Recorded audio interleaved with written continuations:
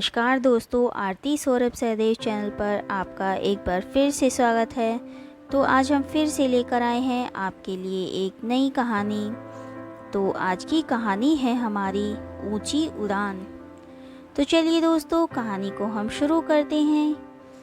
एक बार की बात है, गिद्धों का एक झुंड खाने की तलाश में भटक रहा था। उड़ते उड़ते वे एक टापू पे पहुंच गए। वो जगह उनके लिए स्वर्ग के समान थी। हर तरफ खाने के लिए मेंढक, मछलियाँ और समुद्री जीव मौजूद थे।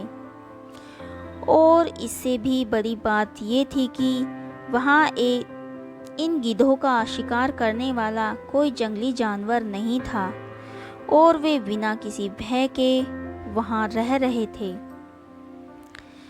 युवा गिद्ध कुछ ज़्यादा ही उत्साहित थे। उनमें से एक बोला, वाह, मज़ा आ गया। अब तो मैं यहाँ से कहीं जाने वाला नहीं। यहाँ तो बिना किसी मेहनत के ही हमें बैठे बैठे खाने को मिल रहा है। बाकी गिद्ध भी उसकी हाँ में हाँ मिला खुशी से झूमने लगे। सबके दिन मौज मस्ती में बीत रहे थे, लेकिन झुंड का सबसे बूढ़ा गिद्ध इससे खुश नहीं था। एक दिन अपनी चिंता जाहिर करते हुए वो बोला, भाइयों, हम गिद्ध हैं। हमें हमारी ऊंची उड़ान और अचूक वार करने की ताकत के लिए जाना जाता है।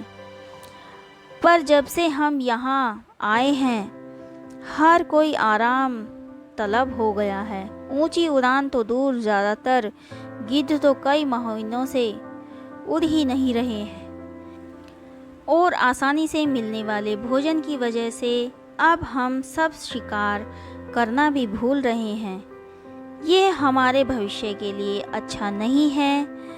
मैंने फैसला किया है कि मैं इस टापू को छोड़ वापस उन पुराने जंगलों में लौट जाऊंगा। अगर मेरे साथ कोई चलना चाहे तो चल सकता है। बूढ़े गिद्ध की बात सुन बाकी गिद्ध हंसने लगे। किसी ने उसे पागल कहा तो कोई उसे मूर्ख की उपाधि देने लगा। बेचारा बूढ़ा गिद्ध अकेले ही वापस लौट गया। समय बीता। कुछ वर्षों बाद बूढ़े गिद्ध ने सोचा, ना जाने मैं अब कितने दिन जीवित रहूं। क्यों ना एक बार चलकर अपने पुराने साथियों से मिल लिया जाए। लंबी यात्रा के बाद जब वो टापू पे पहुंचा तो वहां का दृश्य भयावह था। ज़्यादातर गिद्ध मारे जा चुके थे और जो बचे थे वे बुरी तरह घायल थे।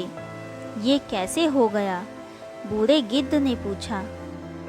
कराहते हुए एक घायल गिद्ध बोला, हमें क्षमा कीजिए, हमने आपकी बातों को गंभीरता से नहीं लिया और आपका मजाक तक उड़ाया।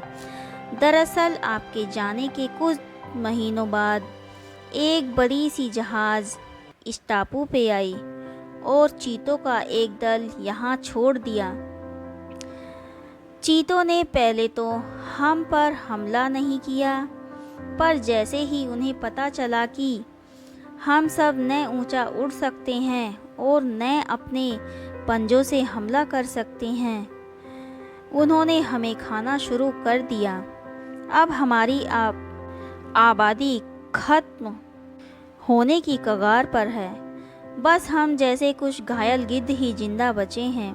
बूढ़ा गिद्ध उन्हें देखकर बस अफसोस कर सकता था। वो वापस जंगलों की तरफ उड़ चला। दोस्तों, अगर हम अपनी किसी शक्ति का इस्तेमाल नहीं करते तो धीरे धीरे हम उसे खो देते हैं।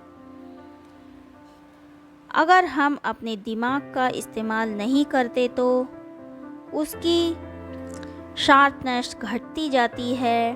अगर हम अपनी शारीरिक क्षमता का इस्तेमाल नहीं करते तो उसकी ताकत घट जाती है। इसी तरह अगर हम तेज़ी से बदलती इस दुनिया में हमें खुद को बदलाव के लिए तैयार रखना चाहिए। पर बहुत बार हम अपनी करंट जॉब या बिजनेस में इतने कंफर्टेबल हो जाते हैं कि बदलाव के बारे में सोचते ही नहीं और अपने अंदर कोई नई स्किल्स ऐड नहीं करते, अपनी नॉलेज बढ़ाने के लिए कोई किताब नहीं पढ़ते और ना ही हम कोई ट्रेनिंग प्रोग्राम अटेंड करते हैं। यहाँ तक कि हम उन चीज़ों में भी डल हो जाते हैं जिनकी वजह से हम कभी जाने जाते थे।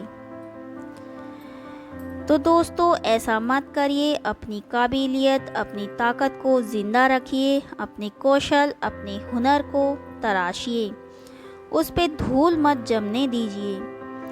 और जब आप ऐसा करोगे तो बड़ी से बड़ी मुसीबत आने पर भी आप ऊंची उड़ान भर सकते हैं। तो दोस्तों, आज की कहानी आपको हमारी कैसी लगी हमें कमेंट करके ज़रूर बताएं। अगर आपको हमारी कहानी पसंद आई हो तो उसे ज़्यादा से ज़्यादा लाइक और शेयर करें और हमारे चैनल को सब्सक्राइब करना ना भूलें। धन्यवाद।